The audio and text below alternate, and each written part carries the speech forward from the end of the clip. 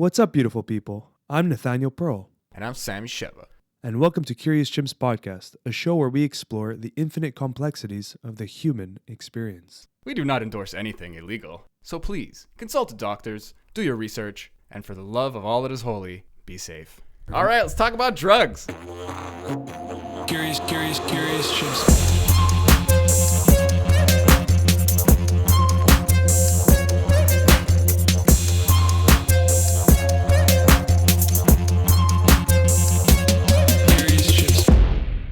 Okay, just do it. Yeah, so Go hey, for it. Saskia, what's up? I'm good. Just tell you about myself. Well, yeah, why not? Yeah, we make you do the work. Yeah. That's awful. All right. No pressure. Well, I mean, I'm a pole dancer. I teach pole dancing. I dance in a club. I've been doing it for about 6 years. And yeah, I don't really know what else to go into detail about. Well, like that's the jewel, let's say, like that's what you're about. Yeah. But like, is there any straggler info? Is there any like, I mean, I there's like lots. pizza? I mean, What's your you sign? put me on the spot, man. I'm a Pisces, but I don't think that really is important. I don't really care about astrology. So. How dare you? No, I'm kidding. I'm like 1 foot out, 1 foot in. I only Yeah. care when it's my sign, and I don't believe anything else. But like, if it's something So, to like- do with my sign, I'm all Like into if it. you read your horoscope and it fits. No, I don't then read you're- horoscopes. okay. Just like the description of a Leo, and then Okay. whoever I'm dating or seeing, I want to know if the signs match. And I always it's say, so like, irrational. I always, if someone says like I don't believe in that stuff, I'm like, oh, Pisces would say that. Like that's my. I just have that one joke. It's like in the barrel waiting. I feel like people.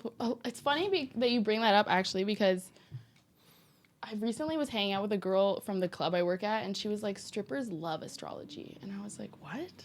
She was like, yeah, she learned about astrology at the club. She was like, lots of strippers love talking about astrology, and it's a good way for them to like read their clients and shit. And I was like, Oh, maybe I should care about Shit. this, but I haven't started yet. it's a whole thing. It's exhausting. Just fix this mic. The more you look into it, the deeper it gets, and then it's like there's the sun sign that everyone knows about, and I see, yeah. But let's say if for someone like you who's like iffy or just clearly not believing in it at all, like if you give into it as some kind of useful thing, it would just be some weird psychology thing where someone like I'm a Taurus, right? So I learn what that means and I start kind of acting that way. So you don't have to go deep. Yeah. Well, that's what I mean. Like, I feel like if I read my horoscope and it fits with how I'm feeling that day, then I'll be like, yeah, I believe that. And that'll reinforce. And then if you see one that doesn't, you might ignore it. Like, there's like that whole my effect. mom always says she reads her score of hope. Score of hopes. Her horoscope every morning to know how she should act that day. I think that's so fucking weird, but She's But scoring how's a her hope. life though? She's scoring a hope reading her horoscope. Oh, drop a beat. That was really cheesy, though. I liked it. That was quick, man. It was on your feet. Wait, off topic, but I'm on the carnivore diet, and my friend was like, "Oh, what kind of diet? What are you on right now?" And I'm like, "Oh, I'm on the carbivore diet." Because I was just cheating a lot. Anyway, that has nothing to do with anything. You're but worse than vegans, bro. You just Yeah. keep talking about eating meat all the time. Yeah. Are you a carnivore or vegetarian? no, or? I'm definitely neither. I end You up just eat with what's that in front of you? spectrum. I just like eating, yeah. Me I'll too. eat what I like. You sure you're not a Taurus? I feel like most people just love to eat, but like doing weird, like no offense, but like diets like totally that. weird. It's like people who love food are often the people who are like willing to do weird shit like that and test it out. And Yeah, I agree. I've done some funny stuff, but I just don't realize how much I really fucking enjoy like sensual pleasures. Like TMI, but like food specifically. Like I just I shouldn't have said it that way. I That was was like, weird. wait, what? Like what is he saying What right are you now? doing with your food, Yeah, man? everyone just got sweaty in here. No, but really, like I fucking enjoy food. Like it's one of those things where you think it's ubiquitous. You think everybody enjoys food, obviously. But I have friends pointing it out to me how like I think about it, and it's like Yeah. I prioritize it. Yeah, and then yeah, when yeah. I'm eating, Oh, it's like come on, don't me talk too. to I'm me. like that. My boyfriend will make fun of me because I will like my day will revolve around when I'm gonna eat, what I'm gonna eat, and like if it's my day off, then I'm like, what time are we ordering? Like the first thing I think of when I wake up is like, what time are we ordering? What are we ordering? Like how much room should I save? Is it like a fitness thing that you've like turned like food is important in your life, or is I it think just always? I've always had like a weird relationship with food for sure. And I think that like that that I was fucking unhealthy when I was younger in an eating sense, and I still don't have great habits. But I think that's what kind of turned me on to fitness was the fact that I was like chubby and like just getting out of high school and like still felt like I had this chubby kid body, and I was like, I'm gonna start working out. And the food addiction is always there. If you have it, I feel like no, it's definitely salty. Okay. Salty food, carbs, cheese. I love Jeez, stop anything it. like cheese and tomato sauce in any combination. Well, what were you saying though? I interrupted you. Like if you have a food addiction, something. Oh, it just never, like, I don't think, it's like any addiction. It never goes away. Like, you learn how to control it. I love how the a good food point. addiction is an interesting one because you have to eat. Yeah. Yeah. It's not like you have to take heroin or Yeah. something. Like it's weird. It's like, oh, I'm addicted to food, but I need it to live. Maybe that's why it's such a strong addiction. Like the sugar addiction specifically is like so hard to get over. I don't think anyone can. Well, I can't, but I think it's because of that you have the every few hours you're gonna feel that urge to eat, You and have then to. sugar is like the quickest, best, tastiest option. You know. But there's so many layers because the every few hours thing might be because you have a high sugar diet or high salt diet. Like if It propels itself. You have this biological like compensatory mechanism that's gonna allow you or force you to kind of flush that out. Maybe salt. You drink a bunch of water. Like I don't know how this stuff works, but you just kind of go back and forth to that craving. Like let me explain in a different way. When I eat something sugary, I eat a bunch of it and like I swallow it quickly. Like it's so like savory. It's so like intense. Like a cheesecake, like something rich or something. You don't like swash it in your mouth and like really taste it. You just go like, damn, and then you swallow I it. scoff it. Yeah, I mean, I vacuum things. Yeah. And then you just have like, I don't know, one time I was eating a burger from McDonald's and like I put another burger in the burger and my cousin was like, you fucking pig, that's like 3,000 calories. That sounds good. And it Sounds amazing. No, double cheese, split it at the patty. You got to be brave because the cheese is in the middle. So you got to just commit.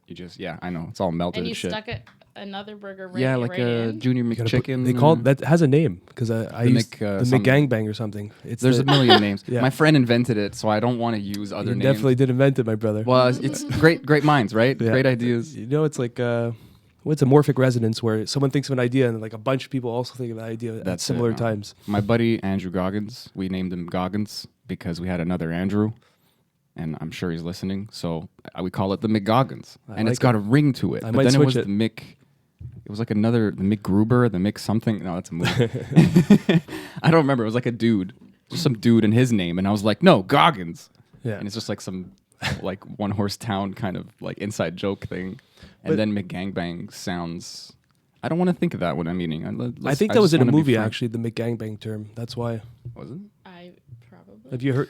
I don't know. I might be the only one that's calling it this, but that's what I've been calling for years. There's a whole secret menu like Yeah. culture now for Starbucks. Yeah, and there is.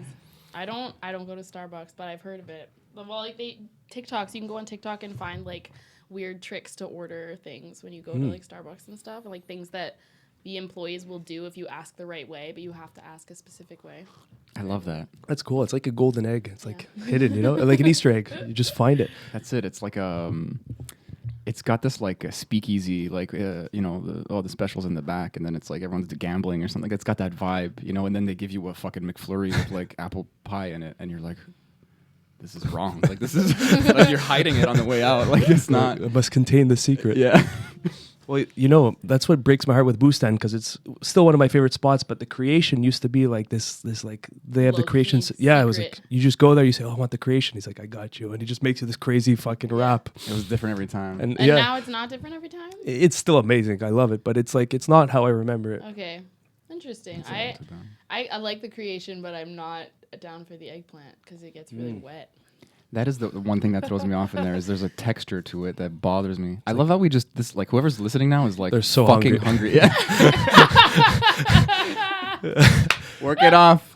Yeah, I'm not they're gonna lie, literally. I love Bustan though. Bustan's like my weakness. It's yeah. There's a photo of me laying on a bed with like 8 Bustan pitas. 'Cause I was like, I had a house party and like decided I was hungry and I didn't want to share my Bustan with anyone, so I just ordered 8 pitas because I was like, if anyone else wants, they can have their own. I'm eating Hell yeah. these 2 are fucking mine. Like, But then you did like a but dollar then no bills one like wanted photo them, shoot. so I was like laying in bed with 8 pitas. That's kind of heaven. I love it. Yeah. So I could go find this right now. Like this is on Instagram yeah, or it's on something. my Okay. Instagram. I don't have Instagram, and it's like the web-based thing just tells you to fuck off and get the app eventually. Yeah. It bothers The me website's so really? much. Yeah, like if you scroll Why down don't too you have far. Instagram?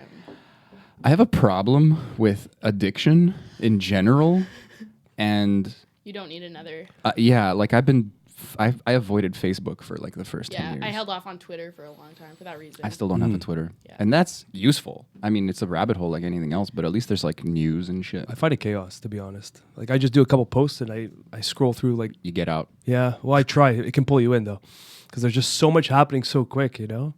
It's also so like when you wake up in the morning and you look at your phone and you start scrolling right away. It's like the worst way to start your day. I know. Set a I precedent, try to yeah. stop myself from doing that, but it's so hard. Like you have like 8 notifications. You look at your notifications and then you're just, okay, I'll just scroll. It's just like, then in like 20 minutes, you're starting to feel shit about yourself because you see someone that's already at the gym and you're like, Yeah. you know, like fuck, just get out of bed. Maybe that's good if it's motivating. Like I try to manipulate my feed so that it's Yeah. something that'll kind of prop me up. But you're never in the same mood for long, right? So, but And we've as soon talked as about it a you- lot. Yeah, like you can't control what. Well, I mean, you can to a certain degree, but then someone you don't like post something, you see it, you're in a shit mood. Like Yeah, I can exactly. avoid looking. Even the virtue of next. We've touched on that a lot on the podcast. Like just the fact that it could be super positive, super enlightening, super motivating, but just the fact that you, like you're saying, you're doing. Like I'll avoid it by turning my phone off, but then I don't have my alarms and shit, you know. So like you're Yeah. kind of stuck in between, and you're like, Yeah. oh, notification, and then a thought, like you're thinking about what you just read, and your hand is Yeah. already going to Yeah. Instagram, Facebook, Twitter, whatever, and then you're like, it's like your brain gets split. I mean, I don't know if everyone feels this way, but there's one way or the other. There's this problem of just doing like that next, even if it's good shit, and then that's the beginning of your day, and you're walking around with this kind of like agitation, to say it Yeah. in a general sense. It Yeah, might for not be sure. negative, but you do have this kind of. And we were talking about coffee at the beginning. Like, Yeah. I noticed that shit fucks with me, and I had to cut it out.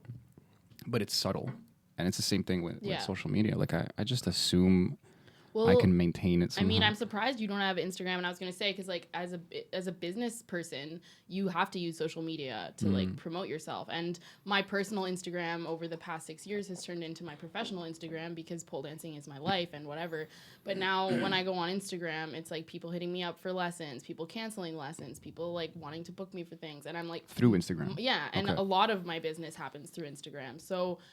It's no longer like a personal escape for me at all when I go on. And by like, I like it. Like, I like this is my job and my life, and I love it. But it's not the same as like just going and checking out what your what your friends. It's gonna are doing. happen. It's gonna. I'm like I move a lot when I talk, but yeah, like I feel. Yeah, I think I said it. Yeah, it could be used as a tool. You know, everything has its like medicinal value and then poisonous value. Yeah, so if yeah, you get in that exactly. like spectrum where it's working for you, it's sick. But then if you go past it, it can really fuck you up. Yeah, So exactly. finding that balance, it's hard sometimes, but it rewards you. So obviously you're using it. Yeah, I mean, I think I've managed to figure out how much is too much, how much to care, how much not to care, how much to curate what I post, because it's like at a certain point, I'm trying to get followers and keep my followers, but at the same time, I'm not just gonna do things that I know people want to see. Like it has to be a balance between the two. Yeah. So especially because it's like people like me. Some people who are following me, it's because I post like slutty photos, and some people who are following me, it's because they want to learn from me. So I have to keep up this like weird balancing act of like I'm a slutty teacher, you know, like so it's weird because it's like for sure there's some dudes who follow me for the naked like semi-naked butts. photos, yeah, and then there's majority of my followers are like female pole dancers in Canada who are following me to learn stuff. So it's like kind of It's an interesting dynamic. We don't really have that for our podcast. Not yet. Start doing this in bathing suits, bro. And Yeah. just getting really jacked and just being like, "Curious Chimps, what's up?" Our viewership This just is goes like, It's well, I mean, yeah, it's like intrinsic to your profession. Yeah. So there's no agenda. It's like, I mean, it's pole dancing. It is a fitness thing in itself, which then lends itself to promoting a certain sexiness. But then it itself has let's say a history of being in strip clubs or whatever. Yeah, totally. Yeah. And that's the side of pole dancing that I love and that I like promoting. So I don't try to steer away from it at all. I like that because a lot of people do. They just want to and I split think it. even when I started pole, I started like 6.5 years ago, and for the first year, I didn't post anything like in heels really. I was only posting things like when I would get a new trick, when like something like I knew that it was considered sexy, but I didn't want to go on in that direction. You know, I wanted to be seen as like an athlete, and I wanted to be respected. And like I think I approached it in a weird way, because then later when I found the sexy side of it, and that's the part of it I love, I felt like for over a year I had kind of shit on that side of pole. You know what I mean? And I definitely regret that. And I think there's a lot of people who come into the pole fitness industry thinking that pole fitness is like above pole dancing and like club dancing, and it's not. Like that's where it comes from. You have to respect the origins of what you do. And now that I am a stripper, I feel very differently about all of that. So do you notice the perspective is shifting on that? Because that was probably way worse, the judgment. I feel like collectively for almost everything that people are becoming more open to, a spectrum of things. But yeah, I feel like it's definitely changed. Like I got into pole after it was already becoming a fad. Like I think it's in the last 15 years probably that it started becoming a fitness trend, and it was only 6 years ago that I started. So like it was already becoming more mainstream, and I think that's good. But I feel like I don't know what I'm trying to say exactly. I feel like it's good that it's becoming more mainstream, but it's super important that studios still pay the respect where it's due. And like a lot of studios are like, we're all about fitness. We like, it's just a workout. It's almost And like, disingenuous. it's like we deserve respect because it's just a workout. But it's like, well, what? Fucking strippers don't deserve respect because it's like not just a workout? Like, why? Yeah. I get maybe some people are uncomfortable with that, and then they it's a way to kind of explore this like sexuality, but it's obviously very like when we say fitness, like this is really fucking hard stuff. Yeah. Like I don't know what a beginner class looks like because I just see the there's crazy a ninjas. huge range from like you're like crawling on the floor doing nothing to like crazy elite tricks, you know? Like there's a huge range. And yeah, everyone does it for a different reason, you know? Like some people do it because they want to express themselves sexually. Some people do it because they want to work out. Some people it's both. Sometimes it starts as one and changes to the other. And like that's something that I think is really important to not lose as it becomes a fitness trend, is that just because it's a really good workout doesn't mean it's not also an incredible art form that shouldn't be diluted and like, I don't know, cleaned.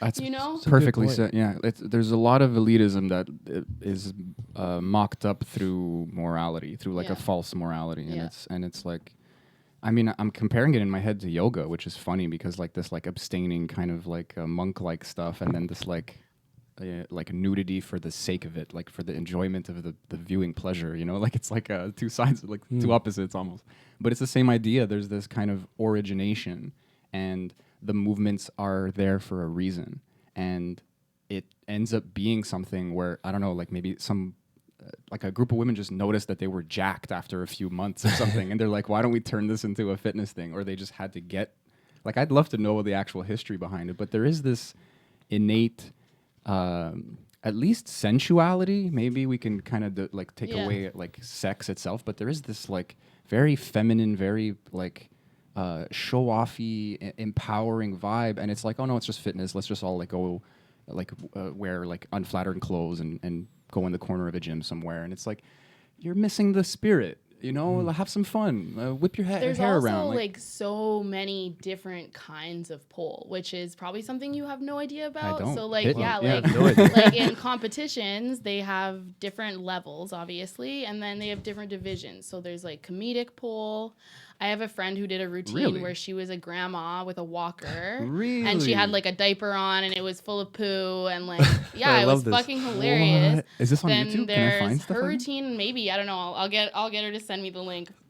Please do. But yeah, I need to see that before I there's die. pole comedy. I've seen like every competition has like a comedic, well, not every, but most a comedic division. So you're literally doing like a comedy piece with pole. It's not sexy.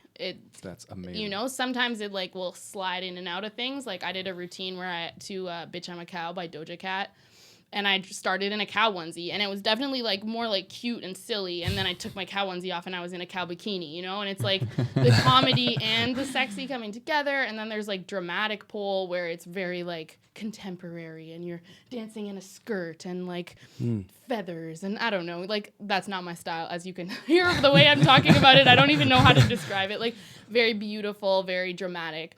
And there's artistic pole, which is like a lot edgier. People are doing just like weird shapes with their bodies, things like that. And then there's pole sport, which is like usually championships where you're graded only on your, like pretty much only on your technical abilities. And so there's all of these different kinds of divisions will have a different way of being graded. So I always compete now in like the exotic divisions, which is like sexy, like stripper style. So you will see that like sexy side of pole.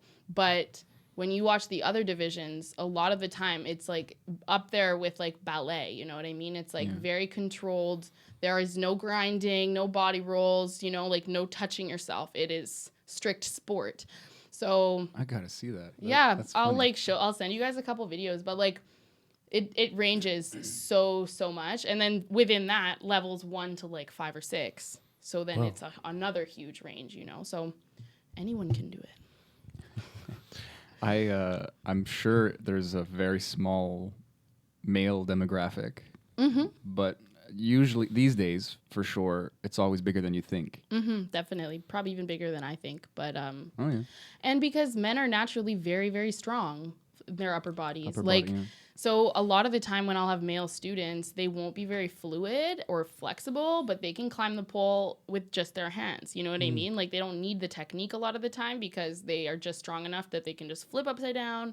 It's not hard for them. But then them learning the flexibility and the grace is sometimes a little harder. I mean, that's a bit sexist to generalize like that, but a lot of the time that is. Well, again, I see that in yoga. Like women will have like a more flexible spine or more open hips, but they're just like, if you make them do a crow or something and they've never done it before, Takes it's going to be longer. tough. And then that guy can do a handstand, but it's an ugly, It's ugly like handstand. muscling Exactly. You know, he's like, Oh yeah. Muscling through it. Yeah. They're That's losing it. balance and then they just Yeah. You see that force in- themselves back. In jiu-jitsu, like the females get such clean technique because they don't have, well, I'm generalizing as well, but they don't have that brute force that like a 200-pound dude Yeah. will come in and he So will you have that to force. learn the technique, or else Yeah. you're not. And they're More kind of learning finesse. from opposite angles because the big guy's gonna have to learn how to become elegant and fluid and graceful, and she's gonna have to incorporate some strength moves in her practice to be a little bit more effective.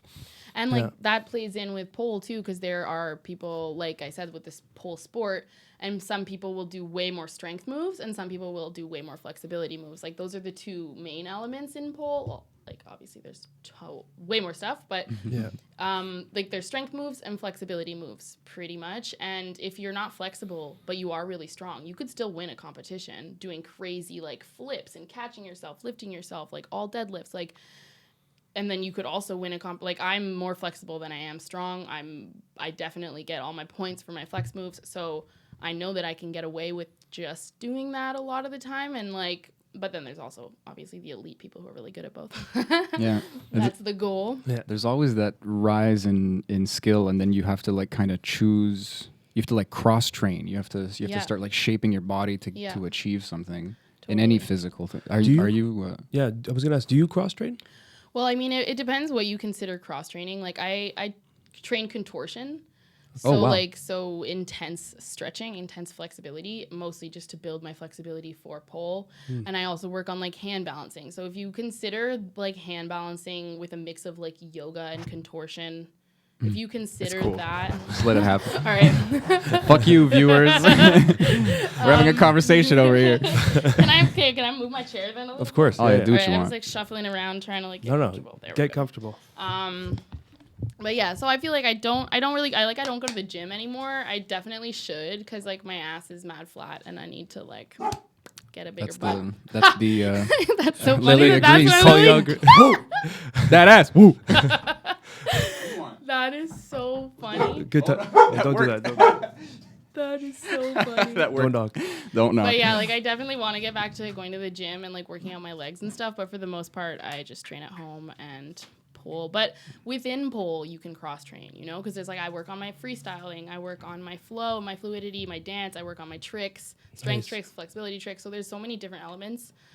obviously it's not cross training if it's all pole, but But I guess in a sense, if it's complex enough, I like the idea of, like, I didn't even think of that until you said it. There's a flow you can get into and kind of just do, like, because you're a pro at this point, so you can just kind of ninja your way through a freestyle. But then Yeah. you obviously have like routines, Yeah. or one move will naturally lead into and another. that's it. Like every training session is very different. Like sometimes I'll put on socks and knee pads and freestyle for an hour. Sometimes I will train one specific trick, do it over and over and over for an hour. Nice. You know, sometimes I'm trying to put that trick in a combo. Sometimes I'm trying to make up a routine. So it's always different. And depending on how your body feels that day, you can do something different too. Like if I did a lot of static pole training and I'm really sore one day, then the next day I'll do more like freestyle flow work so that I can like still train, but sure. you know. Especially when it comes to flexibility, this like feel how like how do you feel that day seems to factor in a lot. Oh yeah. I feel like strength, there's a negligible difference, and soreness and stuff factors in, but flexibility one day to the next, Yeah. you could And your that range is cut in half is sometimes. so affected by your other training. Like you probably guys have felt like you go to the gym, you work out your shoulders so much, and the next day you like can't lift your arms up. You know, what I I mean? stopped weight training at one point because, I haven't really done it since, but because of that, Yeah. I was doing yoga like 4 or 5 times a week, and I felt stiff after Every training. time you train, it like takes you backwards. Yeah, and I'm like, this is not actually beneficial. I'm like fighting against two systems right now. I'm lengthening and then shortening, and which one which team do I want to jump on? I feel like I'm in that exact spot right now because I'm constantly trying to like improve my shoulder flexibility, but I'm also trying to improve my shoulder strength all the time. So it's like 2 steps forward, 1 step back, always. Like that. My personal experience, I mean, correct me, you guys, you're much more in the fitness world than I am, unfortunately for my body. But I'm noticing, maybe in this kind of haphazard beginner way, that there's things that need to be opened up, and then that strength, like that range of motion, needs to be strengthened. But the flexibility doesn't necessarily go away. It's just this kind of opening in this new range, and then this specific like layer of muscle tissue is like weak as fuck because it's never really been exposed or utilized. Yeah, well, there definitely is a certain amount of strength that needs to go with your mobility, and that's something I've learned through training with a contortion coach. Because like I'm a naturally flexible person, and I never really put time into it before. But training with a contortion coach really made me realize, like, oh yeah, like my glutes are underactivated, and that causes me to not feel comfortable going into back bends because I don't feel like I can hold my weight in that position. So like working on strengthening certain things to be able to achieve flexibility stuff, it really is all connected. Yeah. And as a contortionist, like this, I'm sure you learned early on the difference between a passive and active flexibility. Yeah. Like you have the strength. I'm not a contortionist, by the way. Oh, okay. Well, just hoping not one day. Yeah. Have you always been? Is this like you said? Like you have like a genetic advantage, sort of like you were flexible when you were a kid. Yeah, I've always kinda? been very flexible. My sister as well. Not really sure why, but weird. Just very some flexible, collagen actually. issue, maybe. Yeah, like well, there is like a medical condition called EDS. I can't remember. It's like Ehlers-Danlos syndrome or something. Oh, it's like a dude's name, probably. Yeah, exactly. And it does affect your like joints and your tissues and stuff, and it'll make you stretchier. Are you hypermobile? Like I am like not in a double jointed kind of way, but my shoulders like subluxate often, or they used to. Now they pop back in and out and whatever.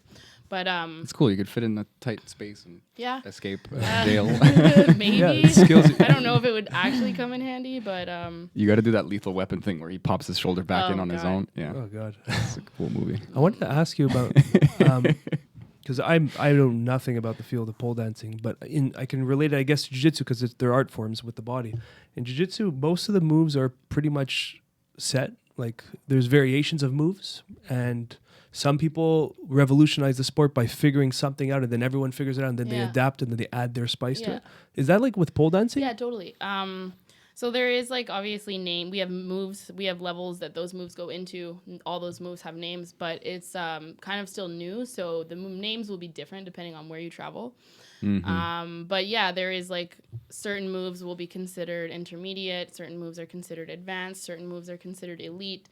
Then putting them into combinations obviously makes them more challenging. So that makes you more advanced.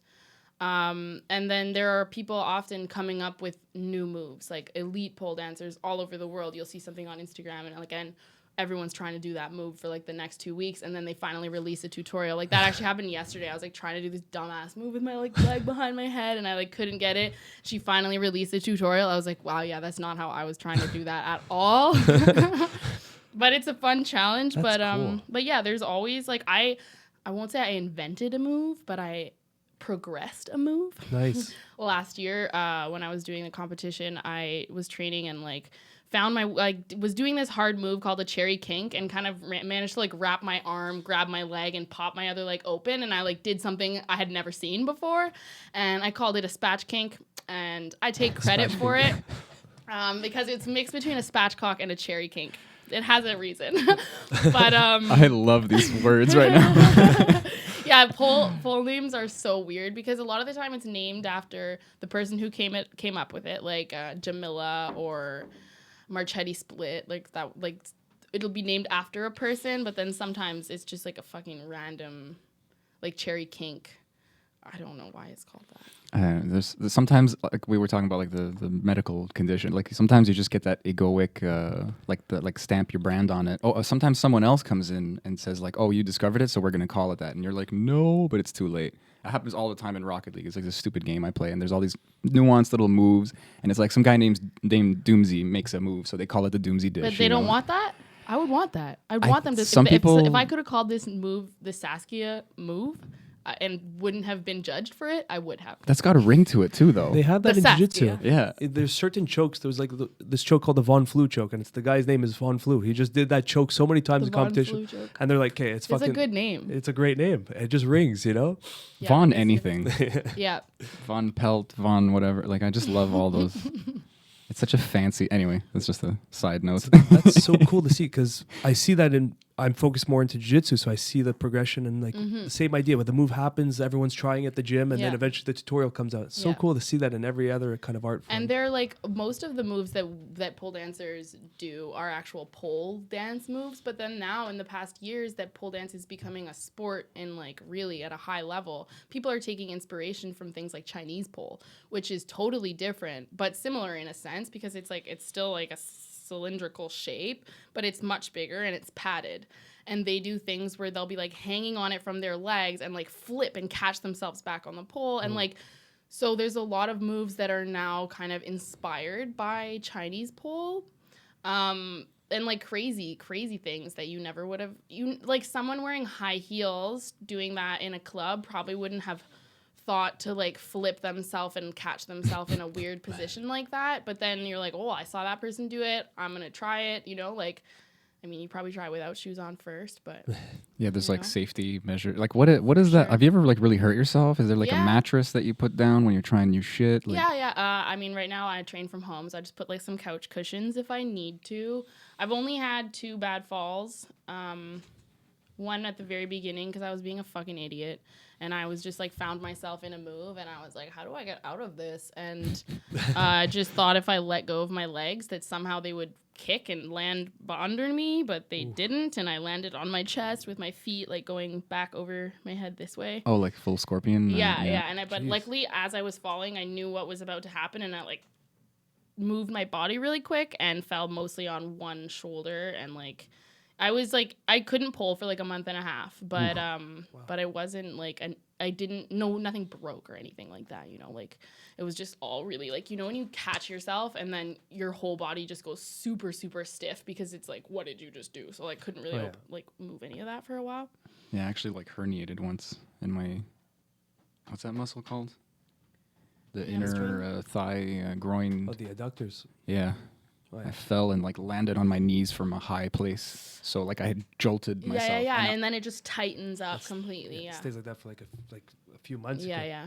It's so bad. You ever get concussions? No, I never have. I've never hit my head bad. Nice, good. I've seen it happen. I've seen it happen in class. Oof. It's the thing is, it's a dangerous sport, and I feel like people don't really realize that until they fall. A lot of people are very courageous, and I'll have students doing dumbass shit, and I'm like, No. did you feel safe doing that? And they'll be like, yeah, I don't understand, like, what's wrong about it? And I'll be like, okay, well, like, if your contact points are not in contact with the pole, how are you gonna stay on the pole? You know what I mean? You got to think about where your contact points are. Like, and some people are just very, very ballsy. I'm not like that at all. I'm very a stickler for the rules. Like, show me exactly how to do it, and I will try to do it that way. I'm not just gonna wing. That's what gets you as far as you've gotten, though. Like, you got hurt a couple times, but you got lucky, or you were ninja enough that it didn't take you out of commission. Yeah. I learned from it, and yeah, I know when to stop now. And I have injured my shoulders a lot because it's really hard when you get a move and you want to just do it again, but you have to listen to your body at a certain point and be like, I'm fucking tired. Yeah. And if I keep doing this, I won't be able to do it tomorrow, you know? And I've done that so many times. So I think that's wisdom attained through making those mistakes. Yeah. Like, I noticed in my training now, it's like I would overtrain when I was younger, like insane. I would get shoulder injuries in jiu-jitsu and just like I was doing like 2 to 3 hours a day every day and then 1 day off. Like, that doesn't make really much sense right now. No. So and you don't need that much. No, you like don't. If you prioritize and like you can compact your workout. You don't need to do 3 hours. Exactly. You know? What and, are you like, doing kill in those yourself. 3 hours? There's just like Yeah. things that you could short and trim the fat off, Yeah. and you're gonna get the bulk of it Yeah. within an hour. Yeah. Yeah, the lion's share of the benefit. Like, people underestimate sleep. It's that simple. Yeah. You know, like you drill something and you see yourself improving, and there's an addiction to like just keep going and hammer it until you fucking hate yourself. But if you just like sleep on it and go the next day, suddenly something clicks. And like stopping before it hurts is like It's a good point. So you can continue key. tomorrow. Yeah, exactly. Like, don't go until you can't. Like, there is the like go till failure thing, which is like a big thing with like bodybuilding, you know, just like push until you're gonna die. But like when you're up spinning in the air, you probably should stop before that point. I guess the risk well is higher. said. Yeah. Literally. Like, yeah. I've never fallen from high though. That's a good one. Oh man. Well, it's funny. It's like you have like the ninja gene, you know, like well, it's like what got you that confidence that might get you to hurt yourself in the first place, but it's what allows you to kind of catch yourself when you're in free fall, so to speak. Like, you have that cat thing where you figure it out in midair. I guess. I hope so. I don't know. I don't put myself in positions where I'm gonna fall very regularly. I'm definitely a scaredy cat. Like, there's a lot of moves I would like to do, and I don't have the balls to try them. Like, dynamic moves, because there's a lot of stuff where you'll say you start back to the pole and then you just like flip and flip and flip and you're catching yourself in all these positions. Like, I am a much more like, I don't really move dynamically. You know, it's like the fast twitch or the slow twitch or whatever, you know, like I'm much more like I slowly climb my pole, I get into my position, I hold it, I pull my flexibility, I slowly come out, you know, whereas some people are really like jump up on the pole, swing, flip, catch, you know, and it's very different. I can imagine that shit scares me. The spinning and then moving. Yeah. Like, that's already hard if you're static, but if you're spinning, it just must give some weird like torque on your joints. So you know about static and spin poles? I just or like. Or do you just like? I just like body stuff. Yeah, I'm just kind of talking out of my ass. Okay, because you got the word right. Yeah, no. Because like in pole, there's a static pole and a spin pole. So your spin pole spins around. I just assume they all spin. No, a static pole there's like is a just lever a pole. somewhere. Okay, cool. Yeah, you lock it. At no, the bottom. okay, yeah, okay, yeah. all right. So you I got didn't know static any of this. and you got spin and you got the words. All right, cool. I just had this picture. I was like, did he do research? No, oh. I didn't. I can't take it. Research. No, okay. No, it's a sex joke. No, nobody. Because it's pole dancing. Because it's sexy. Because I'm a man. So you did. It's not funny when you have to explain it, guys. Yeah, I know it's you should have just let it be. I get it now, but now it's too late. But no, I've seen multiple iterations, and there has to be an explanation. I don't know how it works. So there's 2 different kinds of poles, or there's a little Depends lever. where, like, have you been to any clubs in Montreal? A long time ago. They've probably changed names like 6 times by now. I don't remember. There's like one club in Montreal that has spinning poles. So if you like, Chez Paris has spin poles. So if you've been there, you might have seen people on spin When I was poles. younger, I thought they were just like spinning on them, like an idiot. Yeah, but that's it. That's what I'm saying is there's spin pole and there's static pole. But so do you on spin on the pole, static one sometimes? Yes. Like you need to like lube You're it or something? You're creating your momentum. That's terrifying. So there are like static pole is harder not harder. It's different because you have to create your own momentum. Whereas on a spin pole, you're on a spinning object making shapes. Yeah. You know? So it's a different momentum and thing. that's another thing. It's like some days I'll train static and sometimes I train spin. Is there a lot? There's a lot that bleeds into it, or is it like really different? Because that's why I brought it Very up. different. I And can in imagine. competitions, you've got one spin pole and one static pole, and you have to do a decent amount on both and floor work. So it's all part of. Okay, cool. Because like you can be really like I'm very good at spin pole. I am not good at static pole. Like I'm just starting to understand how to create my momentum up high and like do dynamic movements. But spin pole was a lot more natural for me, so it's kind of different for everyone. It seems like, correct me if I'm wrong, but it seems a little more popular also. Spin pole? Yeah, because there's something cool about just watching someone like. I don't know if it's more popular. I think it's something. How do I say this? I think it's easier to get a video of yourself looking cool and badass at a lower level on a spin pole. Yeah, I see what you're saying. It's doing some of the work for you in a sense. In terms of the momentum. At the beginner like I level. don't want to take anything away from spin pole because that is like obviously fucking hard, and that's what I do all the time. And you have like there's certain things that are going to be way harder on spin pole and certain things that are going to be way harder on static pole. But just in terms of you thinking it's more popular, probably because if you have like friends that you know have done pole dancing, but they're not a super high level, and they have like a little video of them just like spinning around the pole, it's probably on spin pole just because it'll be more aesthetically pleasing if they're not creating their own momentum and they're just doing it like that. Exactly. But I don't think it's more popular because everywhere where you go to take pole lessons, you would have to do both. And pretty much every club has a static pole. Like strippers in clubs most of the time are on static because it's more expensive to have a spin pole. Like you have to buy a real pole that is quality. Is it a bearing? How does that? Yeah, it depends. Some clubs just have sketchy like pipes. It's like a bigger pipe on top of a smaller like pipe. sometimes it's like bearings like to make it spin. Yeah, I'm I don't wondering really know the mechanical terms for it. Me neither. Yeah, no. But it's like it spins on itself. There's something going on inside. I'm not an engineer. I don't fucking know. It works. But like as like long my as it's home fixated. pole is like it's just pressure. It's like a chin-up bar. Okay. Like, but you do it vertically, obviously. Really? Yeah. I wouldn't fucking trust that personally. Yeah, people don't, and that's why you see a lot of videos of people's poles falling because there's a lot of like off brands that have been started making like shitty Amazon poles and stuff, and people just trust it because it's literally half the price. So it's something not to cheat Half on. the price. Yeah. No, my students are always like, should I buy this pole? And they send me like Amazon links, and I'm like, no. You go look up pole fails, and you'll see why. Jeez. We've all seen those. People send me pole fails like every day. I'm like, oh my god, I Did don't you- want to see this. Yeah, every it psychs day. you out. Yeah. Yeah, fuck. Now it's funny. Like now, when I first started, I was really freaked out and I didn't want to watch it because I thought I was gonna fall. Now I'm like more confident in myself. I don't think I'm gonna just randomly fall off the pole.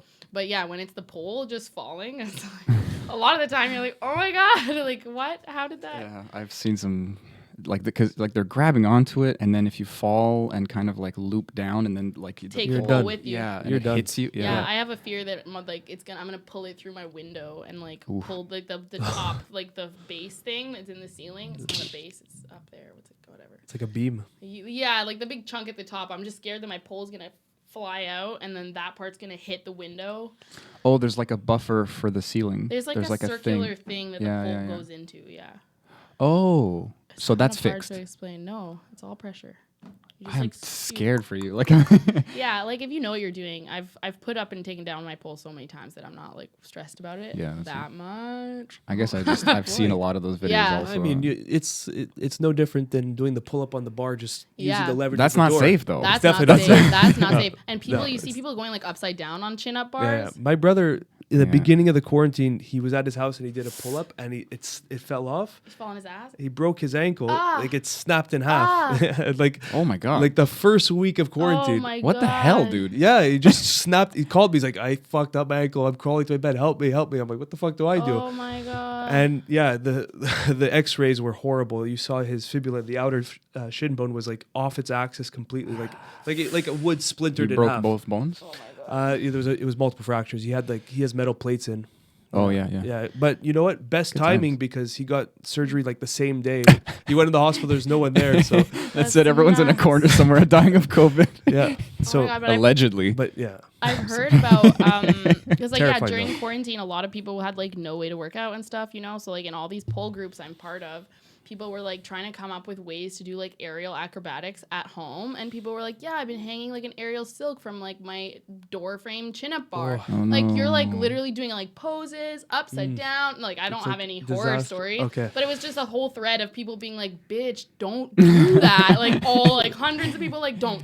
Oh, there was pages of just COVID quarantine workout fails that were just Yeah. horrible to see. Oh my! I fucked up a bit. Oh yeah. Like I tried to do that like trying to put your t-shirt on in a handstand thing. I got it on my second try, but my first try I like bailed. That's but- impressive. I could. I watched a few of those. What was that Tom Holland that's popularized that? The Spider-Man kid? Oh yeah. The newest Did Spider-Man he? kid? I Was think it so. him? I don't know. I don't know. I just tried to do it, but I cheated a lot. I was just leaning on the wall. I wasn't doing a handstand at all. Or the one, you know, where the girl like she kicks up a split and then her foot goes into the hood of her hoodie. I saw this and, like, one. whoosh, and like Yeah. whips her hoodie off. It looks. I weird. haven't seen that. tried. It's amazing. I did it over and over, and it like didn't get to that level, but I tried. Oh, please go. Oh no, I saw a video of that. I don't think it was during quarantine, but it was just she like did that heel kick. I think she was at work or something, and she hit the drywall ceiling, and her foot was stuck in there. Oh my god! So she's I saw that one. She's standing in the. She's like, "Yo, help." Full on splits, and everyone's like, "What the fuck do we do?" So I think she was there for like 20 minutes. They fast forwarded the video, but they pulled it out and everything. But Like Oh her my shoe God, got that stuck. would And suck. I had a similar experience a few years ago because there's this. I can't explain why or how, but I saw this Japanese commercial. I don't understand where I saw it or how, but a long time ago I saw this guy like jumps. Maybe it's an American commercial. They're just making fun of like the Japanese formats, like the way everything's like. Yeah. Anyway, this guy like jumps into his pants, like both legs at once, like "Fta!" And And you tried. yeah, and hurt failed yourself. multiple times. Yeah, like you can I really hurt immediately yourself. was like imagining myself trying to like, how can I? You have to be up high. How do you? The honestly essentially all I was doing was jump squats. Like I didn't realize that I just was bailing, essentially like you or like have the to one commit. where the swing is like swinging towards you, and you jump and then try to do a push up, but like everyone just got smashed in the back of the head with the swing. Yeah, they don't because it's the explosion. You catch yourself and the timing's off, and then you jump, Yeah. but you already sent the signal, and then you just eat the thing. I It's the think same exact thing. Yeah. the risk versus reward is just not worth it. In my Yeah, eyes. no. Are you kidding? Imagine all the time I'll save. No, I'm kidding. I just sit down now and I put like when everyone you know that expression everyone goes like I put my pants on one leg at a time. Yeah. Like I know that that's supposed to be like this equalizing statement that like everybody's human or something, but I Like, I literally don't. don't. Yeah, I literally just sit down Lay and on go, my pow back. You save 6 milliseconds. Pretty good. every day. That's gonna add up to like a full year at the end of your life. Maybe Definitely not. I don't know. It's a shitty years. You're anyway. gonna save like the 10 last minutes. year. But I know a guy, or I know a guy who like his dad. I don't know a guy. I know of a guy. But he has everything laid out next to his bed that he puts the night before. But like it looks funny. It looks like a person vanished, and they're like looks like they got raptured, and their Like clothes he are there. lays them out like Yeah. a human body. Yeah. I wouldn't trust someone like that. Why? Why like a That's some human s- body? that's Like some so you scary can see his Dexter shit. outfit and think about it. No, it's so that he could put it on really fast. So Well, like does he like? Then he should have his pants open like a fireman. well, yeah, that's What do you have to get up like this for? Why is your alarm gets up? Fireman suit. You're ready to Like, go to work. you got like the shirt in the sweater already, and then like he just puts them both on, and then he puts on like the pants and then the socks and the shoes, My like question in one is- fell swoop kind of. Is Like time really being saved? Because there's time to prepare that. It's Yeah. probably taking longer than just getting your fucking no, this is psychological at this point. Like he just That's gets what I'm up saying. and he's like, And how busy are you that you have to Yeah. cut out a minute in the Like morning? then he just sits there. yeah, he's like, I got all this time to burn. I'm totally hating it. I mean, if the guy's method works, props to him. Just Hey, the way you do one thing is the way you do everything, my friend. So this That is guy, true. I mean, I picked out Is my weird. clothes for the next day for years and would lay them out next to my bed. is that just everybody who's got like a sense of style? They just kind of want to get rid of that when they're in that kind of. I don't know. Like when I Nighttime. was younger, I cared a lot more about what I wore, I guess. So like I would plan it all out. I actually would like not wear the same outfit in a month. Like I wouldn't wear Nice. the same shirt and bottoms at the like on the within the same I month. So dated someone stupid. who cared to that level about her underwear also, and like Oh, no well. one can see that shit. Like, what is with That's you? a lot. Yeah, I didn't last But long. hey, it worked for her. As soon as I found pole, I like kind of dropped a lot of my weird other things. Like I don't have that much time anymore. You have a reservoir of weird that you just yeah, let it go. Let that part go. That kind of ties into what I wanted to ask you about motivation and discipline, because like maybe do you have an obsessive mind to begin with? Yes, definitely. So this kind of fits the piece in the puzzle for me, because now that obsession for that was like directed into pole. Yeah, for sure. I mean, like I've always been someone who I get a lot out of feeling accomplished. And in school too, I really cared about getting good grades, mostly just because I liked the feeling of like looking and seeing that A and stuff. Like I didn't really care. Like my parents didn't really care if I did like really well or just average, you know? And then I started getting into just going to the gym, and that kind of became a big part of my life just because I finally had this outlet for my energy. And I had been working out for like 2 years when I started pole, and I was addicted like right away. Like I went for my first lesson, and it was like a kind of thing where if you buy your package that day, you get 20% off. If you buy the day you come to your first class. So I like bought my next 8 classes like that day. And then as soon as those were done, I like bought a monthly. And then, excuse me, within my first couple months, because I was there, I was literally, they were open 6 days a week, and I was there like 3 hours a day out of all of those days. Like I would take any class I was allowed to take in my membership. And the coaches started seeing that I was like obsessed, you know, and they were like, you know, when people encourage you, it makes you so much more motivated. And like the previous owner of that studio, I remember she told one of the other teachers, like, and just kind of like in passing, didn't think I heard it. She was like, have you met Saskia? She's going to be the next champion. And I was like, I literally have goosebumps right now. Like I remember feeling that and being like, oh my God, like this is it. This is what I'm going to fucking do with my life, you know? Cause like I had never really known. I was like, I want to be an actor. I like dancing. I like working out. But like, then this brought it all together, you know, the performing, the dancing, the fitness, all of it. And I got lucky. The owner and the coaches really liked me and saw how diligent I was, and offered me a job teaching bachelorette parties in exchange for my membership, because pole is expensive. Like sports are expensive. You know, I wasn't really at a point where I could spend $200-$300 a month on my lessons. But I was lucky enough that she saw how passionate I was and didn't abuse it in a sense of trying to get my money, but was like, I want to bring you on and like take you under my wing. And I think if it wasn't for her name was Alice Lacroix. She owned Alternative Fitness for like 13 years. And if it wasn't for her, I would not be where I am today. Wow. Like she 100% took me under her wing. She got me my first gigs. She gave me my first jobs teaching. And like she wasn't the greatest boss in a lot of senses. Like the studio was not super organized, but it was the funnest time I've ever had in my life. She was like so caring and so loving and so motivating that like I was willing to put every single ounce of energy I had into her and her studio, and because I knew she believed in me, you know. And I got free coaching, and that obviously like skyrocketed my progress. And then I competed within my first year, or within like just after it had been a little bit more than a year, and I won first place at my first competition. And I just didn't see that coming, you know. Like I had initially not gotten into the competition because you have to send a submission video, and I didn't make it. And then I got pulled in the week before as the wild card because someone dropped out, and then I won first. And so obviously when you don't make it into a competition and then I got pulled in at the end, like I was just like excited to do it. And then I won, and I was like, this is it, you know? Like, and then, yeah, like once you love something and you know you're good at it, I feel like it's a lot easier to stay motivated. For sure. And I always have been someone who struggles with motivation. No, opposite. Like I like making lists. I like checking things off my list. I like planning my whole day so that I've got things to do all the time. So I think that it just fit well with like where I was after CEGEP. Didn't really have anything to fill my time with, and I was like a party girl still too, but it was like a good balance, you know. So yeah, there must be a little party circle in this. Oh yeah, for sure. It's there. I just picture a kind of person. I mean, I'm sure again we're always generalizing a lot here, but there's something like so. Not in an innocent way, because there's a lot of that sexuality that we talked about, but it's just this happy-go-lucky and very fitness-fueled thing. So you just get that kind of like we've all been in that. The community is unreal, honestly.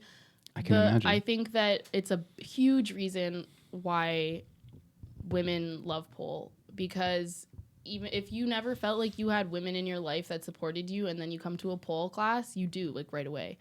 And so long as you're nice to people, people are going to be nice to you, and we're so supportive of each other's goals and stuff. And it's like, yeah, like, coming back to different moves and names and stuff, because every move has a different name, but we all know the names. It's like, if someone posts on their Instagram, like, I got my butterfly today, and they've been working on it, then everyone's like, yeah, fuck yeah, that's so awesome. Like, and there's those moves that are milestones, and we're all, like, super supportive when people get those milestone moves. And, like, the community is definitely why I stuck with it. Like, if I had gone to a studio and felt like it was just like any other dance class where you come in, you change, you do your thing, and you leave.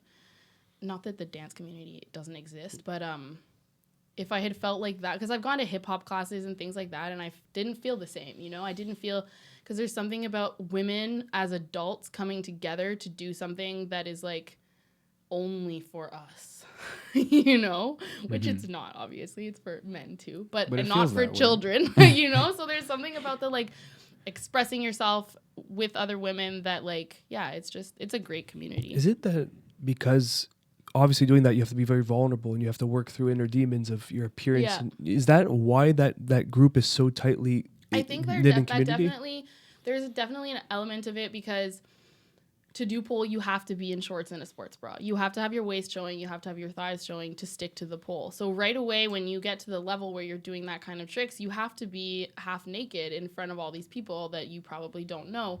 So, and we're all in the same position. So we're obviously not trying to make anyone feel uncomfortable. So everyone is just, super, super accepting, because everyone is vulnerable. And yeah, I think that it comes back to the sexual expression thing too, that even people who do it only for fitness, there is something about like achieving your goals in that kind of setting that is very like liberating. Yeah. And it's, yeah.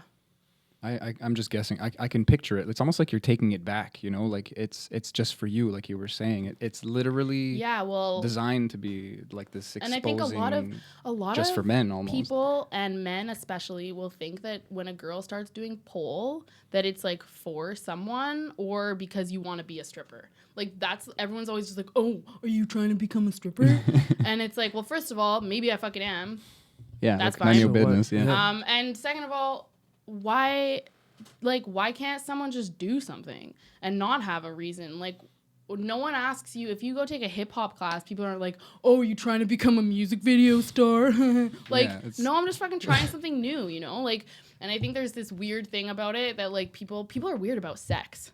So as soon as it's kind of sexual, people are like, Well, I think this is what this is exposing, and that's why we need to talk about these kind of things, because like they're creating like the fitness pole that's avoiding anything to do with like exposing, but fuck, why? It's your body. Why are we hiding the beauty of what we can express? It's this weird relationship society has with sex, and how we like we all know what's going on, but we kind of push it down and pretend like it's not happening. And it feels like a business model to me, because you don't want to shun people who aren't comfortable with that yet.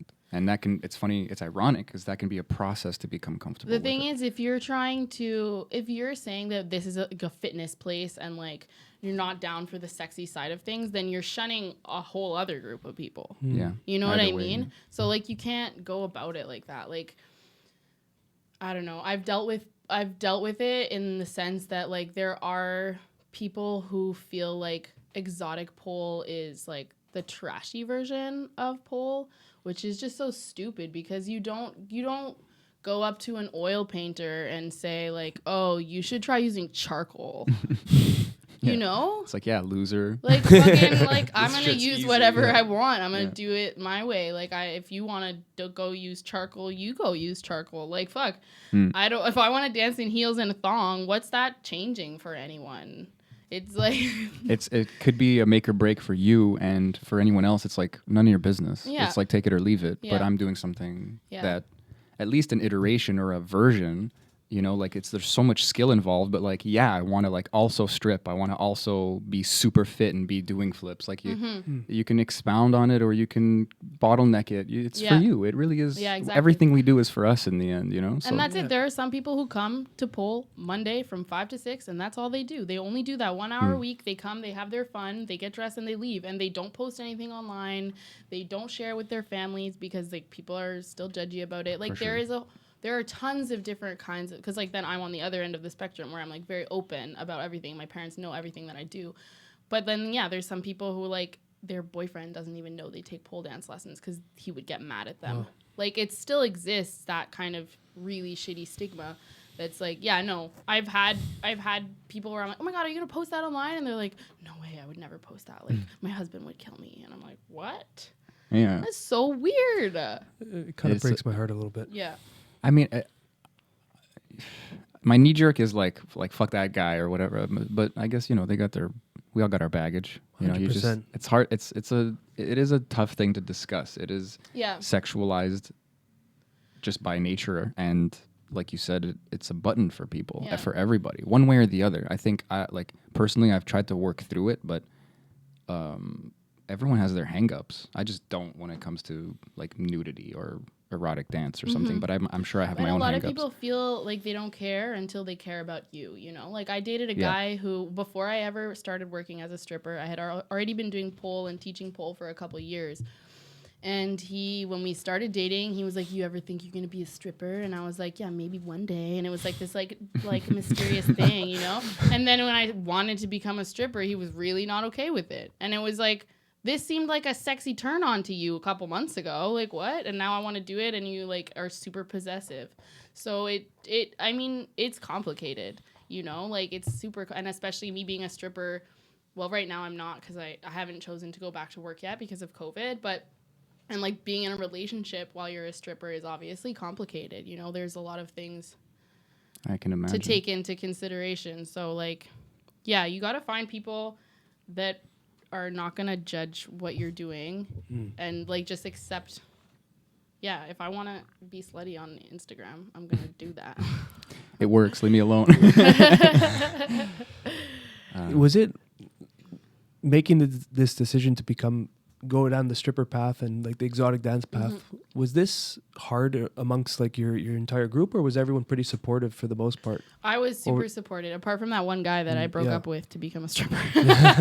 Yeah, I was traveling. Okay. I was in Australia, so I went from traveling with this guy, living in a hostel, to being single, like on the other side of the world, and super alone, you know. I went and I'd been traveling for 6 months with this guy, and now I'm at this hostel alone. But it was because there was this girl at the hostel who she had started stripping because she was running out of money, and she was working at the club across from our hostel, and I was also running out of money. And I was like, and I tried to talk to him, and I was like, can I try? And he was like, no, like it's that or me. And I was like, all right, well, like, it's that. yeah, I'm gonna get a sweet ass job. And like I went, and after one night I was like, this is so cool. I love this job. I already knew how to pole dance. I like flirting with people. I like drinking. It kind of all just came together. The Nice. drinking, I had to like chill out a little bit, but I think that's just a healthy decision. yeah, Sure. Everything you else. shouldn't drink at every shift. Yeah. No. At least you're not the bartender. I'm sure that's worse. Unless you are. Probably make good money. Yeah, as extra a bartender tips. at a strip club. I feel like. And then you get up and you like outperform everybody, and they're like, "Holy shit, Well, the that bartender's actually- got chops!" That would happen at the club I worked at in Australia. Sometimes there was like a few waitress/bartenders who like, because there's the appeal that this girl is not a stripper, you know? So clients That's will be it. like, get her to take her top off. And you're like, You're like, you fools. yeah, but then the girl will be like, how much?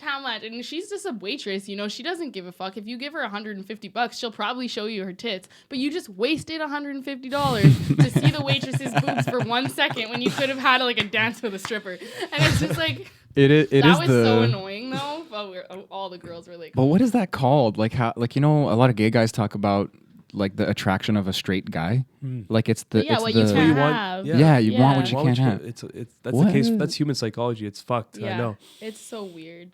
You know, my friend was when he got engaged, he told me he was dating his girlfriend, no problem. As soon as he got engaged and the wedding was booked and they were talking about it online and everything, he said he was just hit up over and over and over again by all these girls he hasn't spoke to in like 6-7 years. So weird. It's just the human psychology. I don't understand it, but it's just... He's getting married, he didn't pick me? Huh? Yeah, and then let's send him a message. Let's entice. That one makes a little sense to me because it's like, I mean, I grew up watching TV, so this the girlfriend effect has like been documented often, and it's I mean, let's say it's like an appeal to authority. It's a fallacious argument. It's an insecurity or a not thinking through kind of thing. And what happens is this person is on paper desired or desirable. So then you just do this quick like if-then hypothesis thing. So they must be desirable. Like you don't think it through. You just go, oh, this person's getting married. Like they are marryable. Yeah. And then you're like, I want to be marryable. Yeah. So you look for that through that person. Why wasn't I marryable? Maybe that's the deeper layers of psychology going on behind that. That happened to me. I got engaged like a year ago. And Really? Yeah. I don't wear my ring because I have to take it off for pole all the time, and I'm scared I'm gonna lose it. But That's fair. yeah, and like right away, people were like, hitting me up, and I was like, I legit Like haven't now? spoken to you. Oh, it was just funny because I was like, huh. But that's Also, it. That's so weird. But also, every time I post anything about my boyfriend, I lose like a bunch of followers.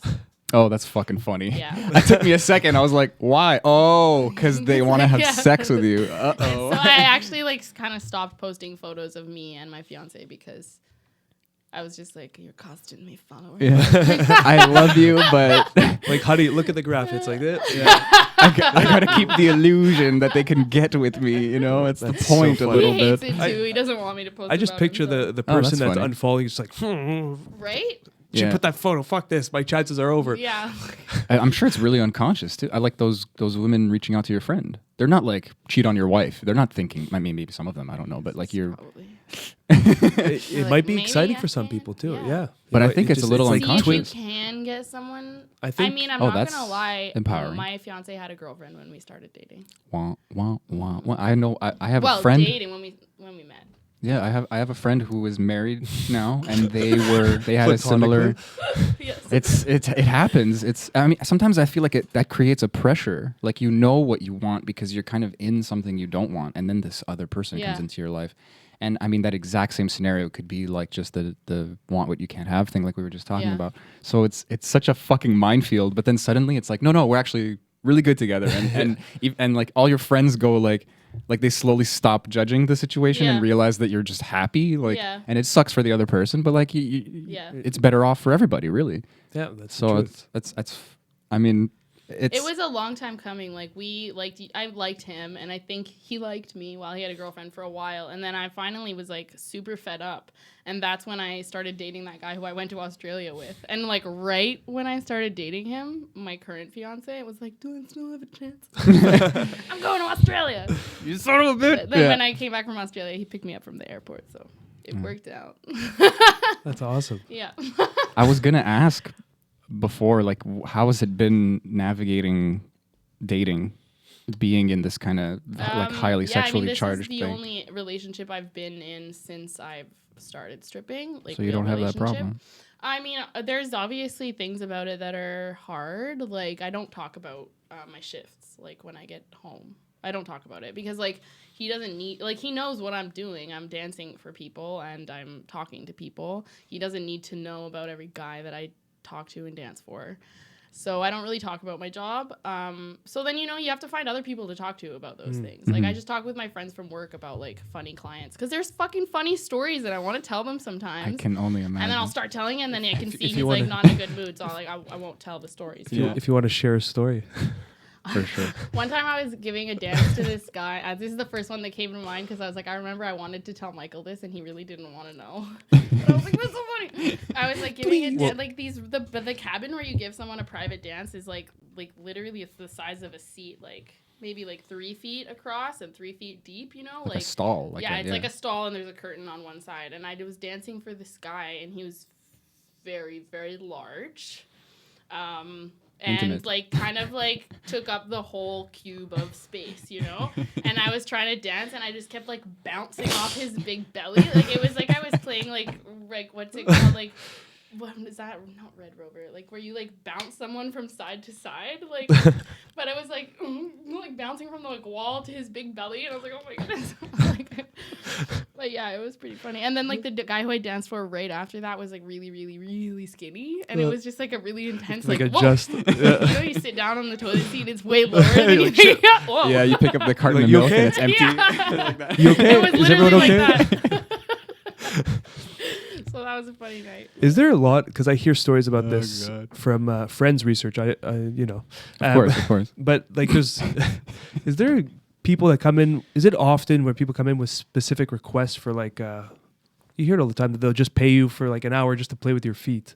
I hear like that's very common in the community. That like there's always like one guy like that shows up. You must I mean, have a that big heart totally for exists. weirdos. That one second, I'm gonna take my sweater off. Yeah. I'm trying to think of a stripping joke. I don't have one. Yeah, I mean, wait, what was your question? Oh, weirdos. Yeah, there's definitely people. Some people have really specific requests. Like, I mean, I'm not gonna say I'm like the fucking veteran stripper here. You know, I don't know, but I've had one common thing that I think people want is this idea of being like a rich dude on coke at a strip club. Guys, like, it's happened more than once where a guy is just like, yeah, like, I'm fucking high as fuck on blow and I just want all the strippers, you know? And then, like, he's not even noticing what's going on because he's so drunk and on coke. But it's, like, living out a fantasy. It's just fitting the act. Because Yeah. that's been in so many movies. And it seems like, and he'll be like, come on, I want to take some blow off your ass. You know, and it's just like, yeah, like you saw this in a movie and you thought it was cool, so you took out all of your cash and you came to the club, and now we're gonna take it all from you because you're a fucking idiot. Like, I love that. I love it. It's just, yes, we have a The but evil it's so laugh. good because you'll be like, you'll see like one girl like standing next, and she'll be like, Yeah. I love "It's a that. good one." You just start doing like the jackpot thing, like. I love that. That's amazing. But like that happened to me So once good. where it was like a guy came in and he obviously wanted to have multiple strippers in one of the bigger rooms with him, and then kind of also was, I think, into the idea that he had all the control and he could be like, all right, now you leave, go get someone else, you know, and would be a dick and be like I'm not gonna go find you another fucking stripper, like pay me for my shit and I'm gonna go back to work. I'm not gonna go find you another fucking girl. But he would talk to us like that and stuff, you know. And he obviously had this like idea of like how he wanted this to go down, and it was weird. We were just like, you're so fucked up that we're working, we're getting our money, you're being weird. Is that I'm an exotic dancer, not a fucking waitress. Yeah. I guess like those stories, but is it like for the most, obviously you wouldn't be doing it otherwise, but the most part it's like pretty good interactions and all that kind Yeah, for the most part. Yeah. I mean, like, I think that a lot of the time people come to a strip club because they want to have drinks with their friends and have a good show, and then they get drunk and they are like, okay, I'll get a dance. Like, a lot of the people who are there are not like, I just want to sit in the back room with this one chick and talk to you all night. Like, there's so many different kinds of people that will go to the club, and I could count on one hand how many bad experiences I've had. Like, it's really not, I mean, where I've worked, it's been fine. People are relatively nice. I think it also really depends on how sensitive you are. Like, one time I talked to a guy for a while and trying to convince him to get a dance, and then I got called on stage, and I was like, I'm gonna come find you after and we'll get a dance. And he was like, yeah, for sure. And then I did my stage and I came back and he was like, oh, sorry, I only like girls with big asses. Damn it! And I was like, My fucking kryptonite. but I was just like, okay, I was like, you're a fucking dick, and you could have just said, okay, never mind, I'm not interested. Like, you didn't have to like go that far. So like there was like, that was when I first started stripping, you know, and I was like way more sensitive. And now like if someone said that to me, I would probably be much ruder to them. You're like, I'm working on it. Give me a month. Yeah. Fuck you. It's on my list. But some people, yeah, like it, like because you're there doing that as a job, people feel like they're allowed to just like say weird things about your body, like, oh, your Yeah. boobs are bigger than her boobs. Yeah. Like, Yeah. okay, Occupational that's hazard. like your nipples are like this and your nipples are like that, and me and my friend will just look at each other like, yeah, dude. Yep. Like, you think we haven't seen each other's nipples before? Fuck, like, Tell me more about the thing that's in front of all our eyes. yeah. So you definitely get tough skin from this, otherwise you wouldn't survive. Yeah, for sure. You have to. You Jeez. have to laugh it off too, because some people are Yeah. so fucking stupid. Like, Maybe they think you have tough skin because you just kind of need to. Yeah. That's it. No man There's can tell layers. which one is a baby stripper and which one's a veteran. Like, That's you true. don't know until you insult them, and they either cry or they don't. You're like, no, I'm sorry. I was just testing it out. They're probably feeling a little awkward as well. Like, like you were saying, there's so many different intentions for Yeah, why someone yeah. goes there, and it can be more or less genuine and kind of like putting on their own show Yeah. a little bit, and then they assume that you're assuming the control. Oddly enough, like you're in, like, you're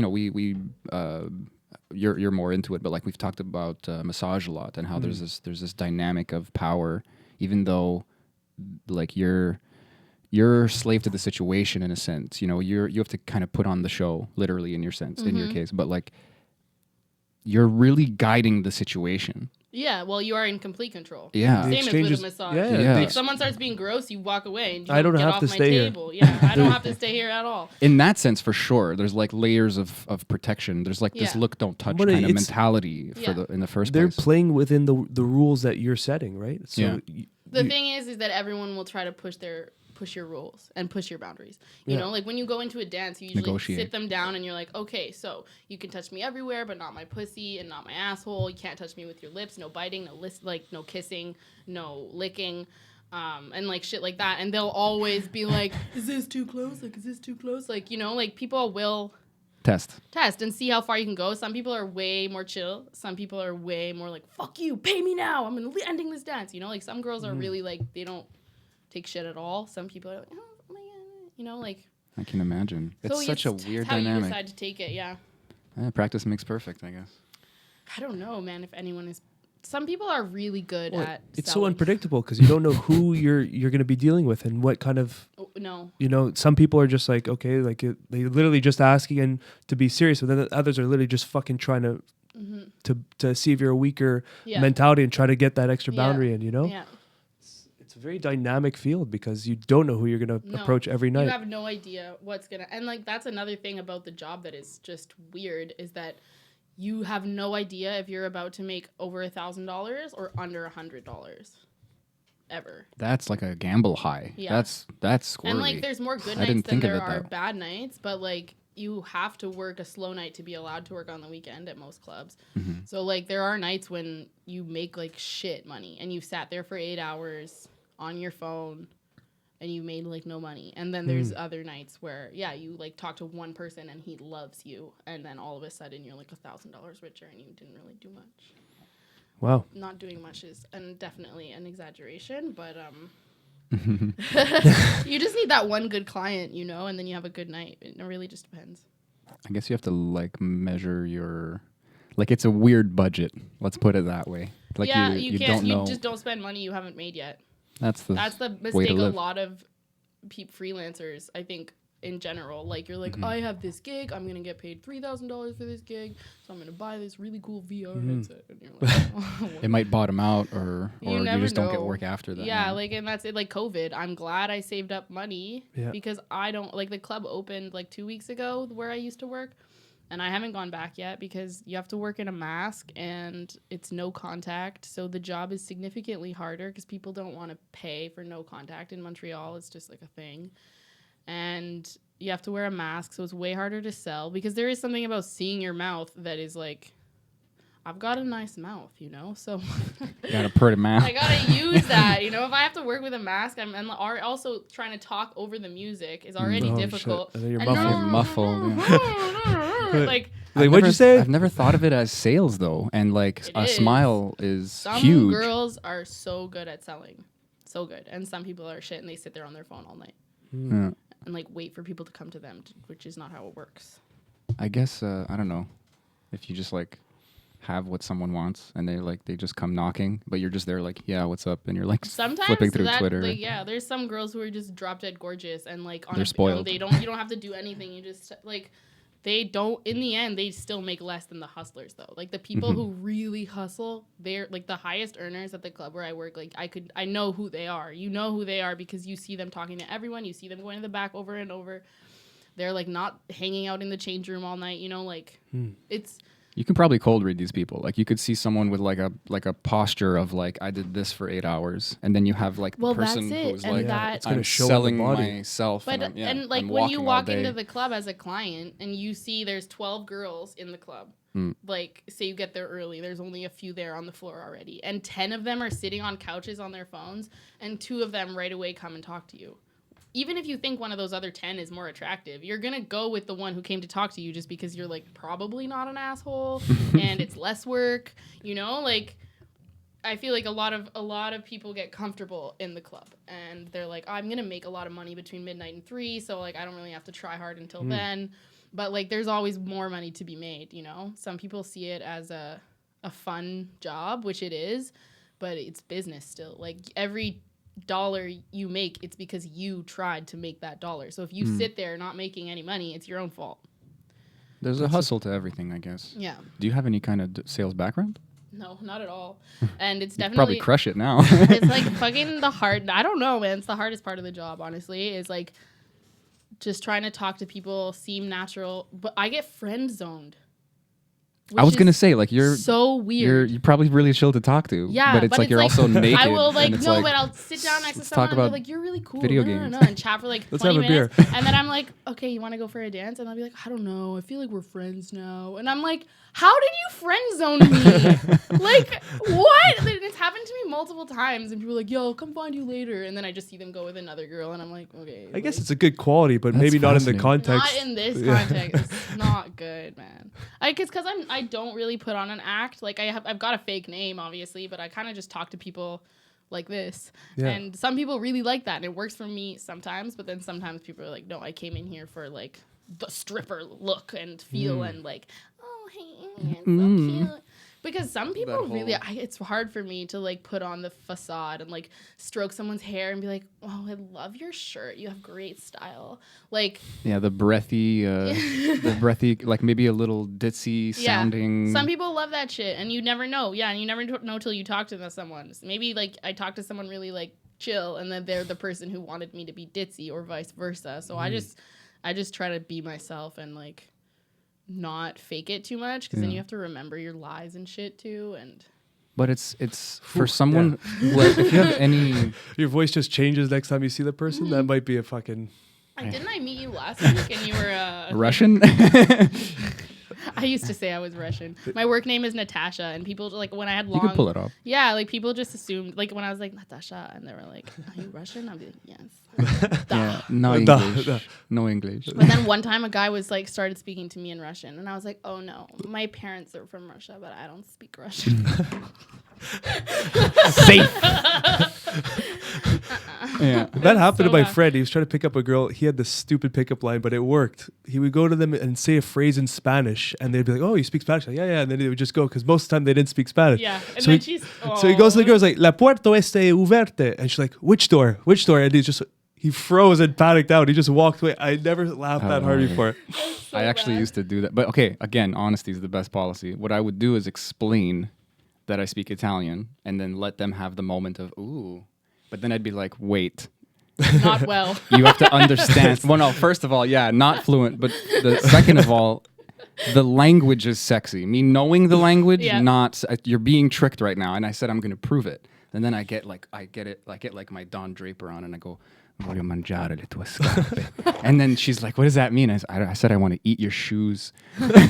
And they're like the sex just goes bonk, like it hits the floor. That might ring with the right person, though. Yeah. Oh, it's gotten me laid. Yeah. It's For it's sure. literally, well, I mean, it's the same thing that you're saying. Like that's me. I get to poke fun. I get to Yeah. deflate their belief. Like I that gets me going kind of thing. And then they see that I'm activated or Yeah. excited. Yeah. And then I might get friend zoned because sometimes you just get that genuine But then connection. some people fucking love it. Exactly. Yeah, some And that's people the are just best. like, "Oh my god, you're so chill. You don't sound like you don't seem like a stripper," which is the stupidest thing. Don't seem Because like a stripper. anyone could. Though I always say the only thing strippers have in common is that we like attention.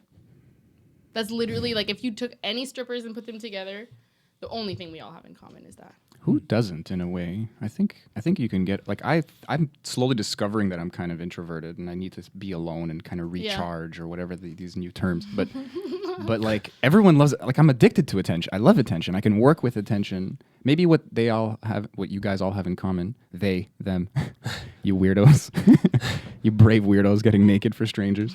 But like maybe you just know how to manipulate attention. You know what to do with it and to kind of transmute it. It drives me anyway. Attention. Like I just say that because like it's funny. There's strippers of so many different like genres, if you will. You know what I mean? Like. There's like the rock chick, there's like the angel, there's the like Playboy bunny, there's like the bimbo in a yellow bikini, there's like the one who's covered in tattoos, there's the like one, like there's literally every kind of girl as a stripper. Wait, what was I saying? I guess we're just talking about that. Like it's almost like pro wrestling. Like you pick a persona a little bit. You pick a persona. Yeah, totally. Yeah. Some people have definitely more of an act than other people. I guess it would drain you like it would drain me. Like you just want to talk to people. Yeah. Well, one time I met a girl at work who I'd never actually spoken to before, and she was like very like bleach blonde with very, very big breasts and a yellow kind of bikini, and like I just ended up next to her because like the two men we were talking to were friends, and then she's like, "Hey, c'est quoi ton nom?" And I was like, "Natasha," and she's like, "Hey, Pamela," and she just like started laughing so much. She's like, "Y a personne avec ses noms." Like no one really has the name Natasha and Pamela. Like not this kind of person, you know what I mean? So it's just the funny like the joke between us, you know, of her being like, "Yeah, my name's Pamela," and I was like, "Yes." So fucking funny because she looked really snooty and like, you know, like she wasn't gonna be nice to me, and then she just fucked with me right away. I was like, it's so funny because that's like, cool. Yeah. Is there like an extra layer of camaraderie when you like do you like go in the back and be like, "This is my real name" kind of thing, and like you get to know each other? Yeah, for the most part, we only really ask each other our real names once you're actually friends with someone, because everyone having two names is way too complicated. That's fair. So I mostly only know my work friends' work names unless they're like friends who I've seen outside of work, and even then you usually just stick to the work name because it's easier. Because if you're at work and you're like, "Oh yeah, my friend Amber," my friend, you know, like it looks bad and it's also dangerous. Like I'm not really fussy. I'm obviously like very open about what I do, but some people like no one in their family knows. So it's easier if you just have one name. I don't have to forget or remember or whatever. Yeah, I was gonna ask like, what's the main purpose or the multiple purposes of this pseudonym thing? I would say mostly safety, so people can't find you online and follow you home and shit. And also partially just to like have a character that you're playing, so you don't have it's to psychological too, right? It kind of separates you from work a little bit. Yeah, definitely. Yeah, I would see how that would work. Like I noticed that with like actors in interviews afterwards, they talk about their character as like a he or in like a third person, and it's that separation. I think it actually is valuable. It definitely is. Yeah. Because I've thought about going, when I go back to work, just being Saskia at work. Because obviously, like, I'm doing this kind of shit, talking about my life. And my name is Saskia on Instagram, and I'm a stripper. So, like, I don't really see why I go by Natasha at work anymore, other than a safety thing. But then when it comes down to it, if they looked me up, they could find me and find what I do. So I don't really know. Now that I'm making a career out of it, I'm kind of feeling like I should just be Saskia at work too. But there is that, like, it's a decision that I have to make, because as soon as I start telling everyone my real name, then I can't really go back from that either, you know? So that's a good point. It's kind of like a point of no return. And like we were talking about how like food is a squirrely addiction because you have to eat every day. Yeah. Like sex is a fucking button for 99% of humans, and you're just like on the bleeding edge. That's your job.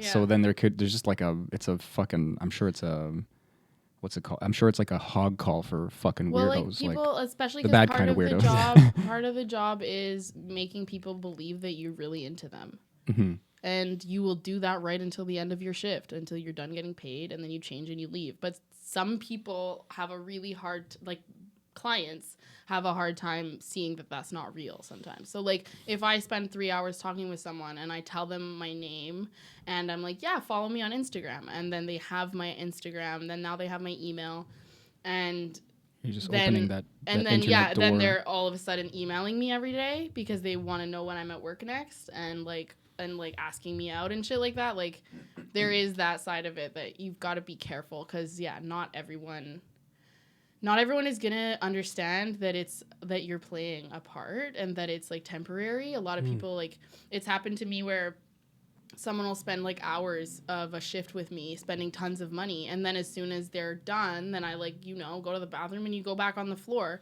and people get like possessive of strippers, and it's like, well, I spent already this much money and now you're gonna go talk to this guy, and I was like, well, you're done spending money on me, I'm gonna go do my shift. It sounds like they're possessive of their money. Yeah, but that's it. Is like they think that by spending that much money on you, that you're gonna fuck them.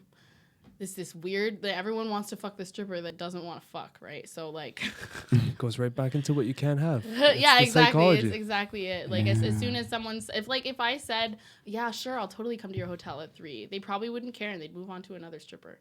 They want me to be like, Well, that's no, like no. it probably worked for them in the past, but they keep coming back Yeah. because it's that chase that's exciting, not the finish line. You know, Yeah, It's exactly. very You interesting. must be a master of psychology at this point in your life. You definitely deal with a lot of people's issues. Yeah, For sure. for sure. We've been talking about sexuality and sensuality, but there's really this like glaring, obvious intimacy, that's tied to those. And I mean, I'm sure every person has kind of like, been attracted to someone who isn't into them. But this is like, it's the point. Yeah. And that's why whole some people point. don't like going to strip clubs, right? Like my fiance doesn't like strip clubs because he doesn't like the idea that someone is dancing for them because they're getting paid. Like he's like, I like if they that. don't I want get if that. they don't want to be dancing for me, I don't want them to be dancing for me. And he like, yeah, it's a totally different way of looking at it because to me it's like, well, your bartender doesn't want to be making your drinks. Your bartender's at work.